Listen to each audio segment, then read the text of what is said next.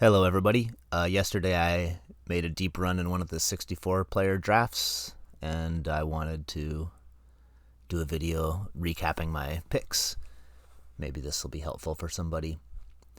So my first pack, I took a lightning bolt. Fiery Confluence is maybe the next best card. The two Confluences are really good. I'm happy to just start with lightning bolt. It's maybe the best red interaction, so 1 mana, really solid card. Pack 2, I thought about taking Tamiyo, but having taken the lightning bolt, I just went with Chain Lightning to stay, as a lightning mage. In retrospect, the Tamiyo still might have been a better pick. Pick 3, Vampiric Tutor. I like to take tutors early, especially Vampiric Tutor. It lets you,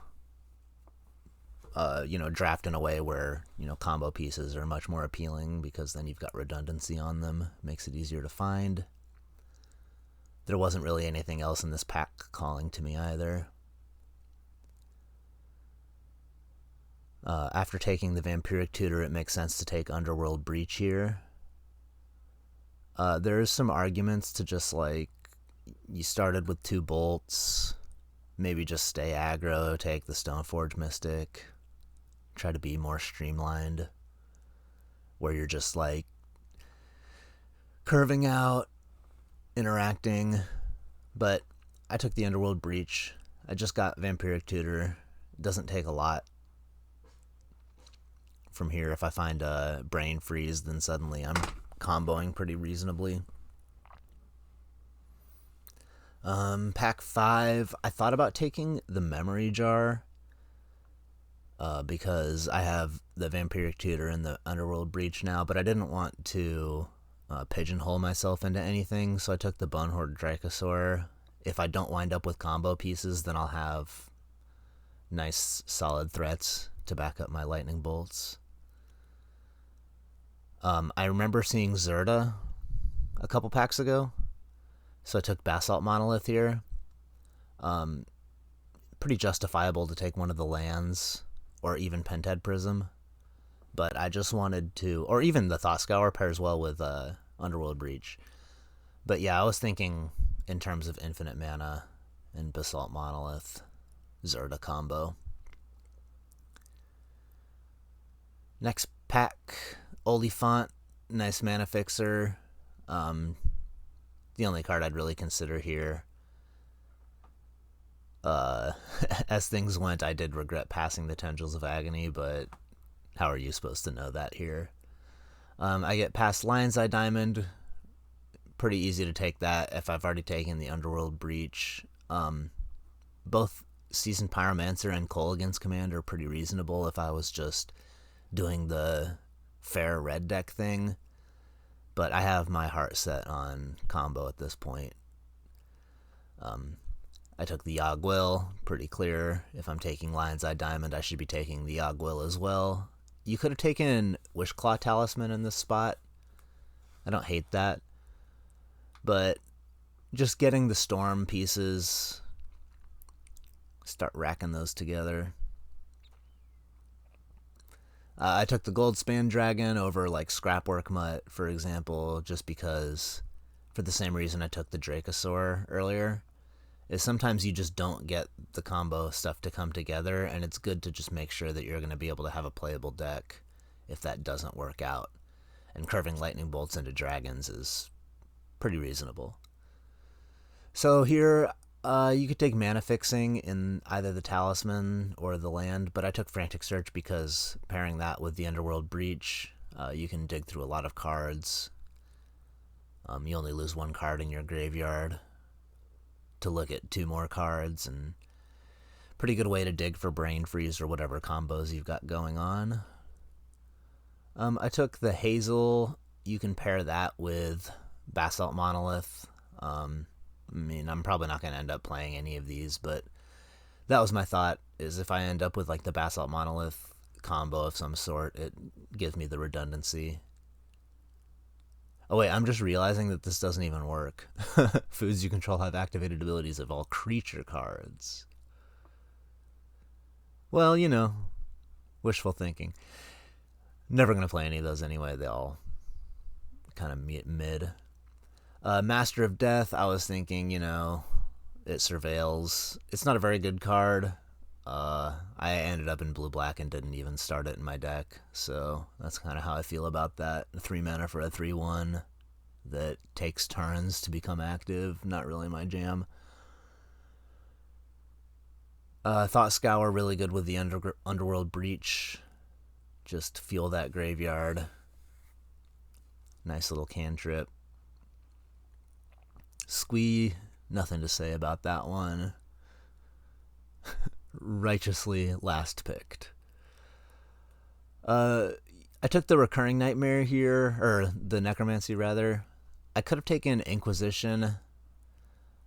Inquisition probably plays better with the cards that I've taken so far, but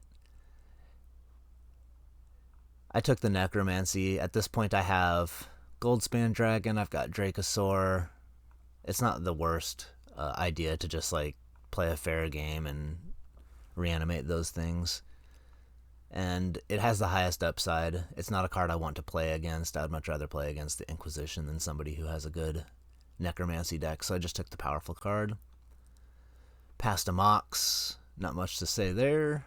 Slam dunk. Out of this pack, I wasn't even really looking at anything to table. It's just a bunch of mid cards, so. Took the Deathgreeter Champion. Still not sure if I'm going to be combo or more of a straightforward deck, and the Deathgreeter pairs really well with Lightning Bolts and everything else to just stack up damage. Putting this on one of my flyers is half their life total, so. The Swords to Plowshares did pop out at me, as well as the Lotus Petal. The Lotus Petal is great with the Underworld Breach. If you wind up doing Brain Freeze combo, this can substitute for the Lion's Eye Diamond. Swords to Plowshares is probably the best removal in the cube, but because I wasn't really white at this point, I just took the Deathgreeter, just to try to make sure that I have enough playables if I wind up not getting enough combo cards. I was thinking I don't have any mana fixing, so I'm going to take the mana fixing. There was a little bit of a pull towards Lurrus here, because if you're looking at the cards that I've taken, most of the combo stuff plays well with the Lurrus. It's just the Necromancy and the Dragons that don't really. So I was looking at a deck that had Lion's Eye Diamond, Yawgmoth's Will, Underworld Breach. And with those things in mind, Lurrus can be pretty powerful. If you wind up just playing a long game, you'll eventually hit your Underworld Breach and Lion's Eye Diamond, and then you can play those from the graveyard off of Lurrus, so you don't actually have to hold them in your hand. You can just loot them away and then go for them later. But I wanted to just make sure that I can cast my spells, so I took the Black Cleave Cliffs. Here I thought about taking Force of Negation, Cryptic Coat, Chromhost Seed Shark, but I wasn't really sure if I was going to end up in blue. At this point, I haven't really taken anything to blue. I have Frantic Search and Thought Scour that I got late. So that's maybe a signal that some of the blue combo cards could be open for the Underworld Breach, but I was mostly thinking that I'm black-red at this point, which is why I took Delayed Blast Fireball. It's not a great card, but it's a solid card if you're up against Fourth Year Lingus type decks, or really any red or white deck. Some green decks, it's really good at cleaning up the board. So I took it mostly expecting to play it as a sideboard card. I wasn't expecting this to be a main deck, but solid sideboard card. Here I thought about taking either the Concealing Curtains or the Forensic Gadgeteer. I did have the Basalt Monolith, but like I said earlier, I was thinking that I'm black-red at this point. I wasn't really thinking about blue. And I just wanted to make sure that my mana was fixed. I don't think that these were better than making sure that I've got a fetchable dual land.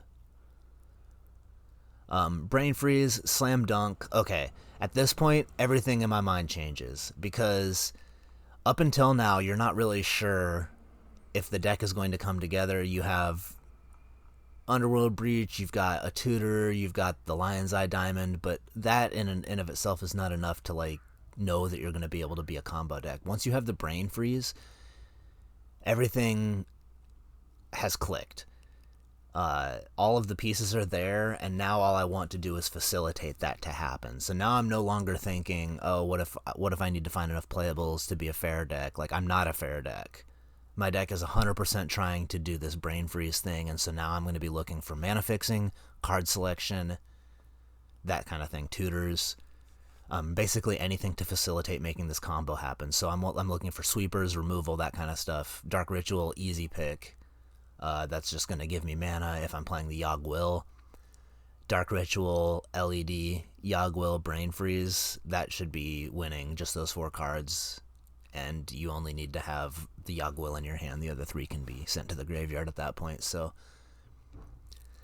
yeah, at this point in going into pack 3, I'm basically hoping to open up Wheels, Brainstorms, Ponders, Preordains, that kind of thing.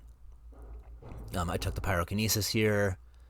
Board control is important. I would love to be able to play Mox Opal, but there's just not enough artifacts in my deck at this point to try to take that. Gitaxian Probe. I could have taken the Legion Extruder here. Pretty solid piece of crowd control, but just free spell, cantrip, ups my storm count. That's where I want to be. And then Lotus Petal wheeling, that was just such a boon, because now I've got Lotus Petal and Lion's Eye Diamond to help combo. The deck is just really coming together. Trinket Mage. Okay, so now I've got 3 pieces of my 0 mana artifact that I need. Everything is really, really coming together. Here I could have taken the Cabal Ritual, but I was thinking that I didn't see the tendrils, so I don't need to go like full Yawgmoth's Will Storm. I'm going to be trying to go like a leaner version where I play somewhat of a fair game and then combo off after I hit critical mass, and having cards that just like don't really do anything at all versus a potential like, if I get Flooded Strand, if I get Arid Mesa, suddenly this helps fix my mana. So I just wanted to take the land that might actually help smooth things a little bit better. If I'd gotten the tendrils, I would have taken the Cabal Ritual and then just been like a full-blown Storm. Concealing Curtain's coming back, pretty solid. Happy to have that as a 1-drop. Lets you check your opponent's hand for counter magic before you combo. Blocks, so it buys you a couple turns probably. Really solid card for this kind of deck. Oath of Druids is worth noting because I don't have enough creatures to really exclude me from wanting to play it. But at the same time, it's not really fitting with the mana or the plan of the deck. But there are worlds where this would have fit into things if pack 3 had gone a certain way. Opening Mana Crypt, very happy to take Mana Crypt. If not the Mana Crypt, I would have taken the Seal. And then the Ponder. Just to have more access to my combo stuff, but fast mana is fast mana. You can't be passing that. Jace, pretty clear pick here. Of all these cards, it's going to be the one that helps me combo the most. You could take Fallen Shinobi as just another mid-range card, but at this point I'm just trying to loot as much as possible. This also recasts Yawgmoth's Will. If you manage to run out of all of your resources and you have a full graveyard, Jace Vern's Prodigy helps you win the game from those spots. Wheel of Fortune, another slam dunk. It hurts to have to pass the Steam Vents here because I really do need to fix my mana.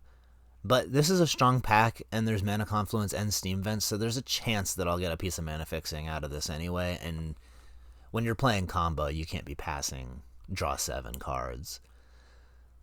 This really tied the deck together, especially since I'm trying to brain freeze my opponents. It gives me that alternate win condition. You can Wheel of Fortune them to death through Eldrazi sometimes. Draw the game, go next. Board in some other kind of combo to win. I did notice the Thassa's Oracle here as an alternate win con as well, but that would have to wheel. Here I thought about taking the Echo of Eons, But then I just settle on Mystical Tutor because I already have the Wheel of Fortune, so Mystical Tutor is a wheel if I need it to be, and then it also gets Yawgmoth's Will or Brain Freeze. Or if I really need to, it can get Vampiric Tutor for the Underworld Breach. Really, really solid pickup there. Happy to grab that one. I was thinking maybe I'd wheel the Spellseeker if I'm really lucky. Psychic Frog. I just took that one. I didn't even really look at the rest of the pack. Really happy to have Psychic Frog. This is like the perfect bridge between playing a fair mid-range deck and trying to combo, because it just like focuses the game on itself. When you play it, your opponent definitely is going to want to try to remove it and use their resources on it, but at the same time, it's not really your game plan. You just are using it to distract your opponent, maybe draw a card here or there, hold down the board. And with wheels in the deck, it's nice to be able to just dump your hand to it and then not really worry about losing card advantage. I took the Harvester of Misery here. I already have Necromancy, so it gives me a little bit of a play to kill something and then bring this back with Necromancy, as well as just being a nice piece of crowd control. A lot of the times with these combo decks, it's good to have cards like this because it's only one slot and it does a lot. It can completely bring you back into the game if your opponent has tried to swarm you, so this is a nice little inclusion here. The Saheeli is playable in this sort of deck, but mostly I want to have construct tokens that I can copy, or at least something that if I'm using the ability on it and not just like playing a 3-mana thing that makes a bunch of 1/1s eventually. Kind of slow. Save it for Academy decks. Here I was tempted to take the Toxic Deluge or the Grave Titan. Grave Titan to make the Necromancy a little bit better. But at this point I was also just thinking I'm probably pretty streamlined to be Storm and don't need to have like alternate ways to win. If I run into Eldrazi, so be it. And mana fixing is so important, especially when you're playing 3 colors. So I continue to take mana fixing here over something like Shelldock Isle. Wheeling the Imperial Seal, that was a bit of a slam dunk. It's notable that I did pass up infinite mana with the Forensic Gadgeteer, so I would have been able to go Forensic Gadgeteer, Basalt Monolith, Walking Ballista. But I feel like where I ended up is just better. Imperial Seal, pretty sweet. I just took the Cathar Commando here because I didn't want to play against it. If you are comboing and you play the Breach and your opponent has Cathar Commando, that can just be like a really stupid way to lose. And I felt like I was just trying to shore up any kind of nonsense that could happen. Very unlikely that would come into play, but I've played a lot of Cube and that sort of thing does happen, so just being heads up about the sort of cards you don't want to play against. None of these cards were going to make it into my deck, so just took the Cathar Commando. Magda's great, but obviously I'm going to take the mana fixing. Both pieces that I was thinking might table came back to me. And then I got the Spellseeker. At this point, I was just so giddy. I knew my deck was going to be completely broken. Bloodtithe Harvester almost made the cut. And then, it's kind of funny, my last 2 picks were this combo that I didn't end up playing in the deck, but I will end up playing eventually just because of how funny it is. Sorin, sack all your lands, and then the flip side of Sorin. I don't know if I can pull it up here. Well, the backside says deal damage equal to the amount of life you've gained as one of the Planeswalker's abilities. So, nice little 2-card combo to deal 10 damage or so. If you're playing a damage-based fair game. So here's where I ended up. The deck was completely broken. I think I dropped one game, and it was probably my own fault. I went for the combo a little bit. Oh yeah, what happened is my opponent had Underworld Breach hidden underneath their Deep Cavern Bats, and in combat I killed it to save myself one life, thinking if they have hand disruption, they're going to get me anyway. But then they had Hymn to Turok, which hit the Underworld Breach, and then I drew Chain Lightning. So if I had just not killed the thing, they would have hymned me, hit the Harvester of Misery, whatever. I draw Chain Lightning, kill the bat, get my Breach back, and win. That was the only game I lost.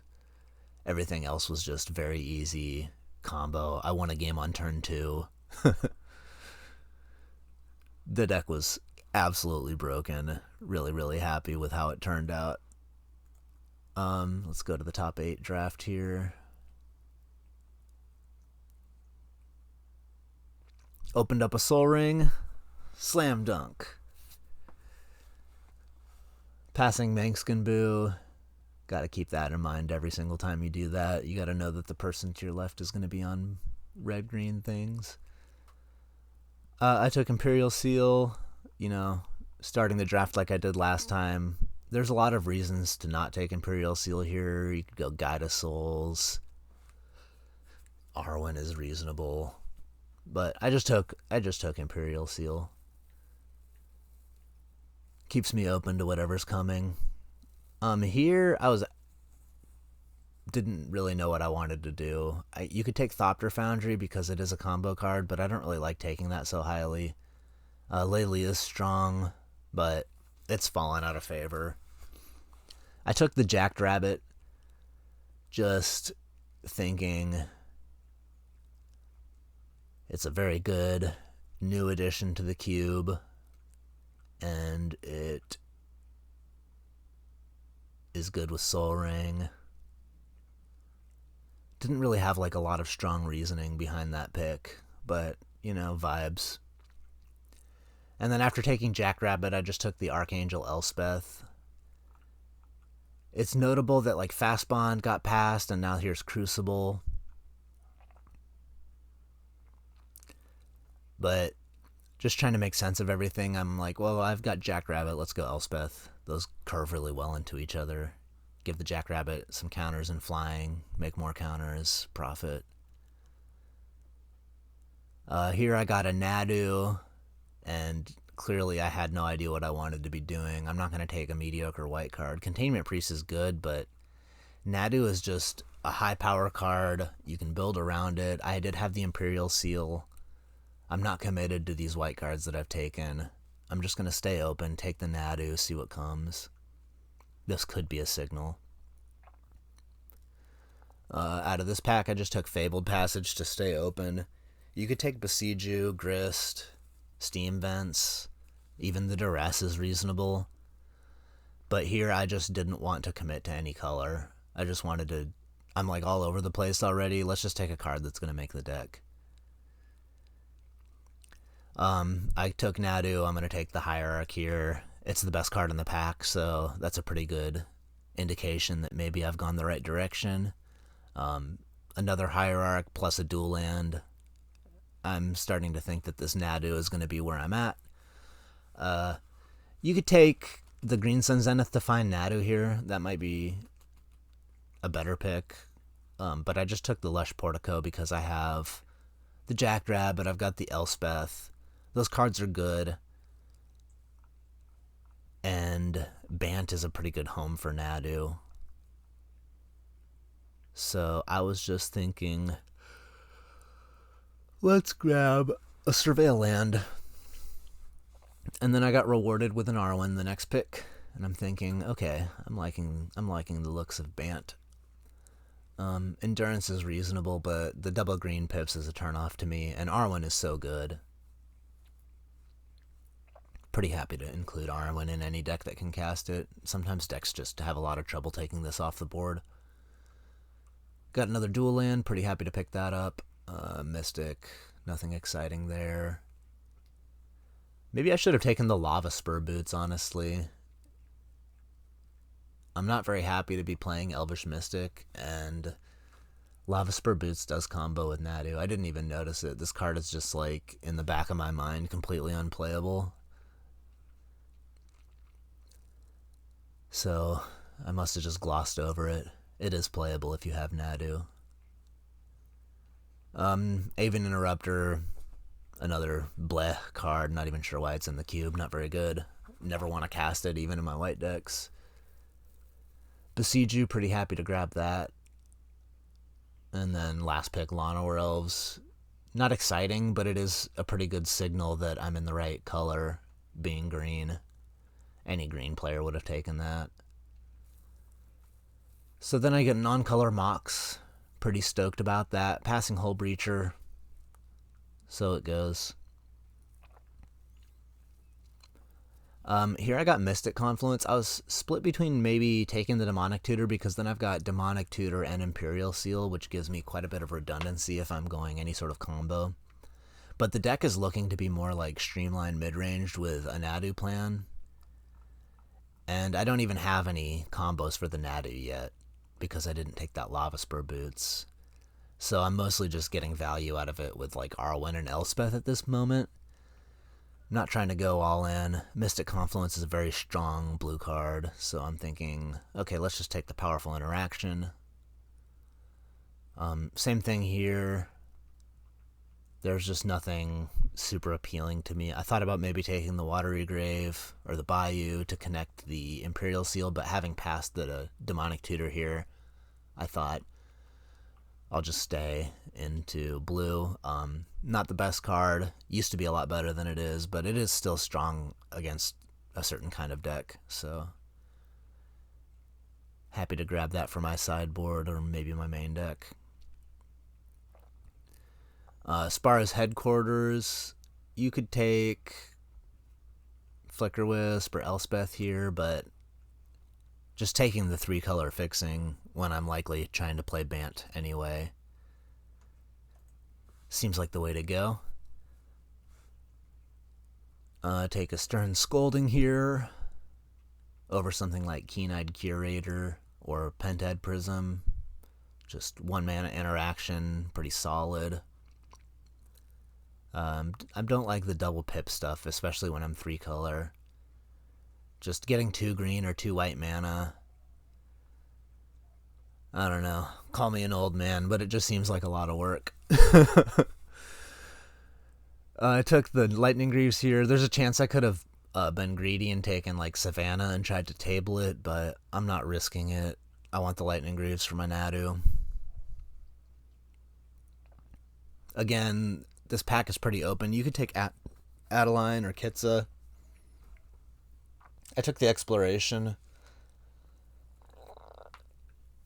I was thinking blue-green is a pretty good home for Exploration if you wind up with a card draw to support it.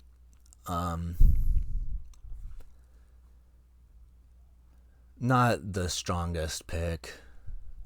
Not a lot of confidence in that one. I don't even think it ended up in my main deck, but that's where I was at. That was what I was thinking. I think Kitza might have been the best pick in retrospect. But, you know, hindsight. I took the Springheart Nantuko.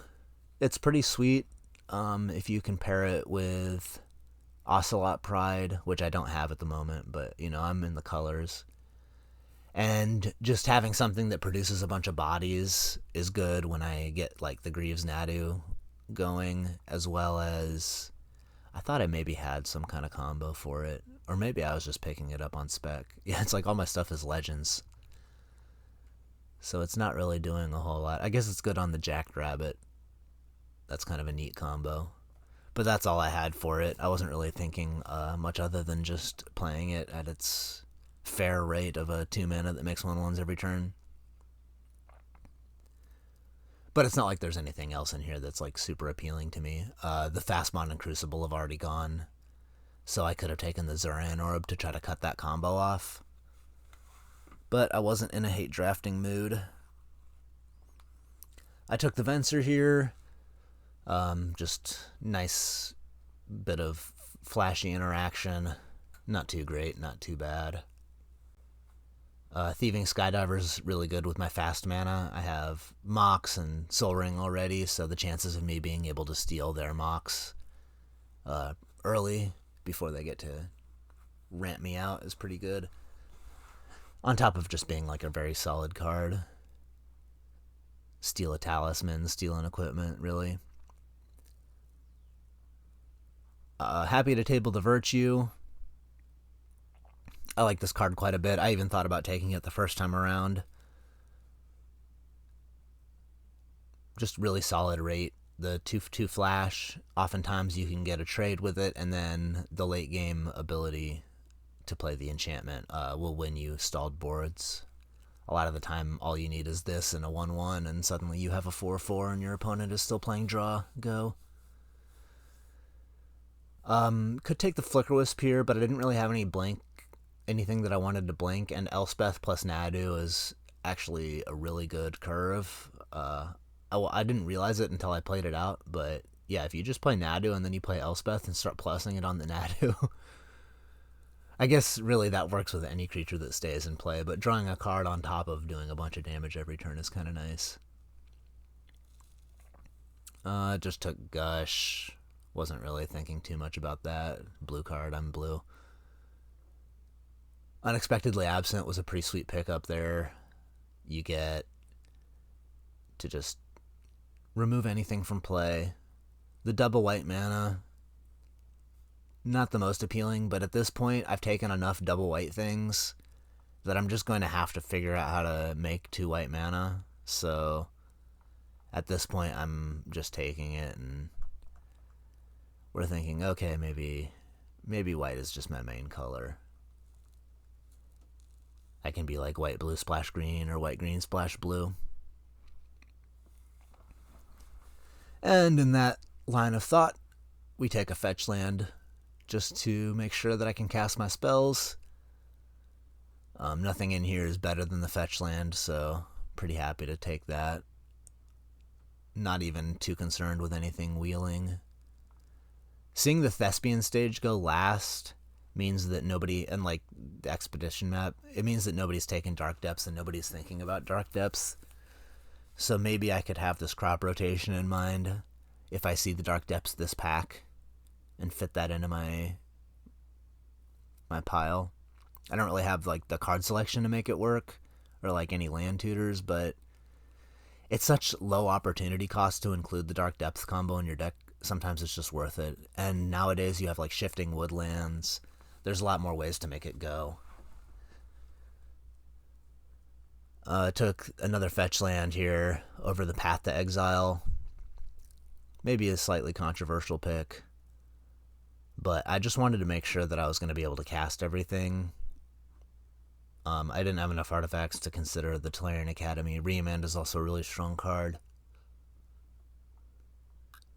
One of the things that I've been noticing recently about the cube, though, is that mana fixing has been going higher. So if you want to fix your mana, you just have to adjust and start taking it higher as well. Oftentimes when I feel like things are trending that way, if people are overvaluing it, so to speak, then I will actually back up and try to draft decks that don't require it. Like, if everybody's going to be taking fetch lands over cards like Remand, Path to Exile, then if you draft a deck that doesn't require mana fixing, then you're getting those cards. It's a nice trade-off. However, this is not that deck. I want my mana fixing. I want to be able to cast Nadu and Elspeth, so I'm going to make sure that happens. I took the Time Spiral here. I wasn't sure about this pick. You could take Lorien Revealed and just get some mana fixing. I even thought about taking Tough Cookie here. I didn't have enough creatures at the moment for Gaia's Cradle, even though that's another reasonable pick. Chromox also very good. My thought was you can Time Spiral and find Nadu and then do some Nadu combo, and that probably has the highest upside, and it's early enough. There's still basically a full pack worth of cards left to find. Let's just take the highest upside card and see where it shakes out.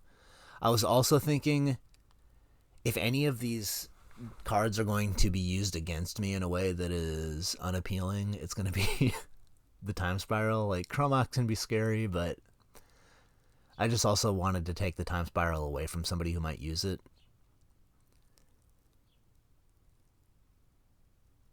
Here I took the Asika's Chariot over like Birds of Paradise or Skullclamp. Chariot, I feel like, is just a really strong card. It's justifiable enough to take the 4-drop over a 1-drop in that case. I wouldn't hate on anybody for taking either of these, though. Parallax Wave, I'm pretty sure I took that one without looking at the rest of the pack. I was just thinking, okay, well, if I have Nadu, I can trigger it as many times as I want. If I don't, it's a really solid card, you know, wipe your opponent's board up real quick. Not the best deck for it. Usually you want to be more streamlined aggro, but my deck is looking to be able to cast double white pips, so it kind of fits in. I didn't have great interaction. Another good reason to take the wave, and it's also why I took the Kitesail Larcenist over like Knight of the Reliquary. If I'd seen Dark Depths, then Knight of the Reliquary would be a slam dunk, but at this point I'm thinking the chances of me finding the Dark Depths are very slim.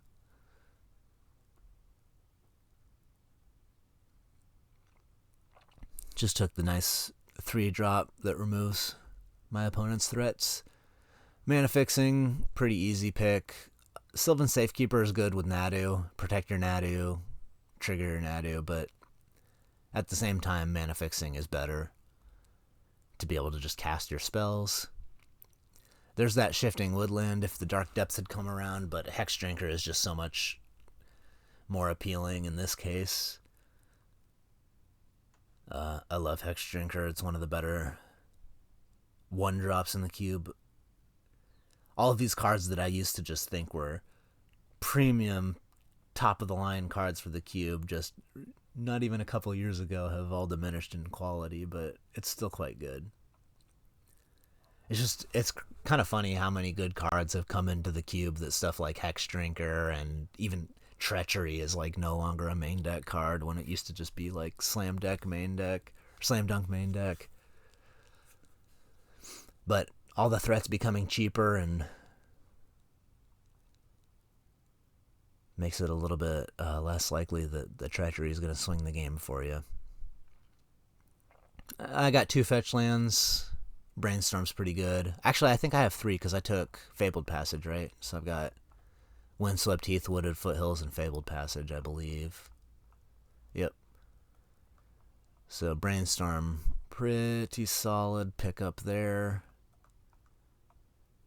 Just going to make sure that I can smooth my draws. Really happy to find the Brainstorm.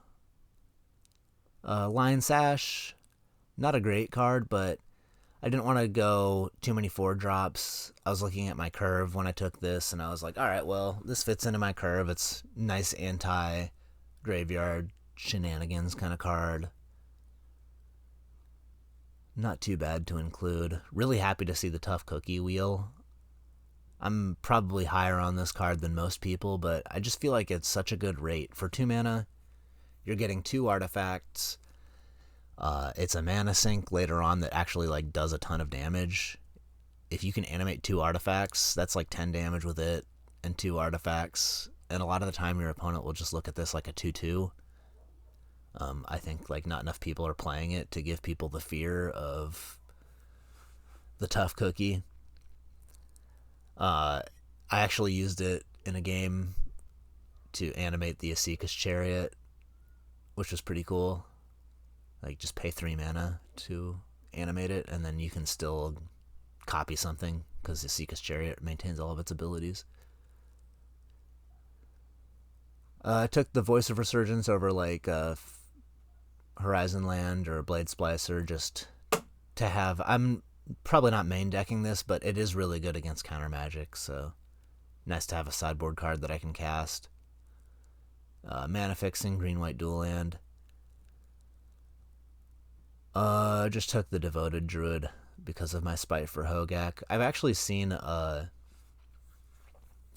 grip of people get on the Hogak train, and they claim it's good. Andrew Ellenbogen, for example. I mean, he's clearly a good player and knows what he's doing. So him making this work gives me hope that it's not entirely unplayable. However, in my own experience, I have yet to make it work for myself, and I've never seen it be scary from my opponent. Like, I've never had my opponent cast an early Hogak or cast a Hogak that mattered.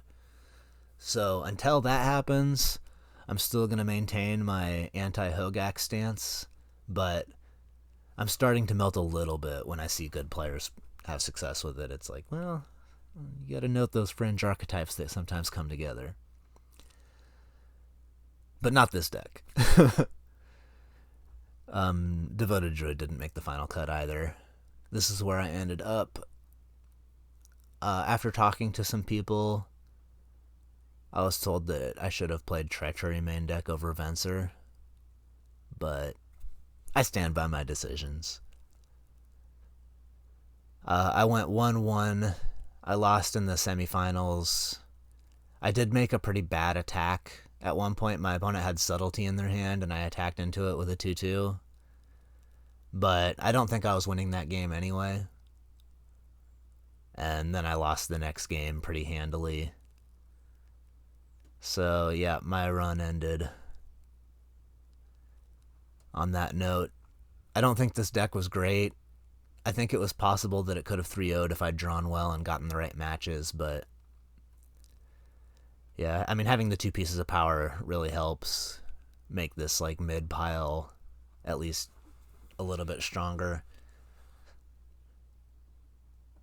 I'm just not answering the threats that my opponent was laying down in time, and I wasn't able to scale bigger than them either. So that's kind of how I ended up getting crushed. Overall, pretty happy with the run. These events are so much fun. The level of competition and, like, thinking about the prizes on the line really makes all the decisions exciting, and each match when my heart was racing, it really gets the nerves up, and it's nice to tickle those competitive juices into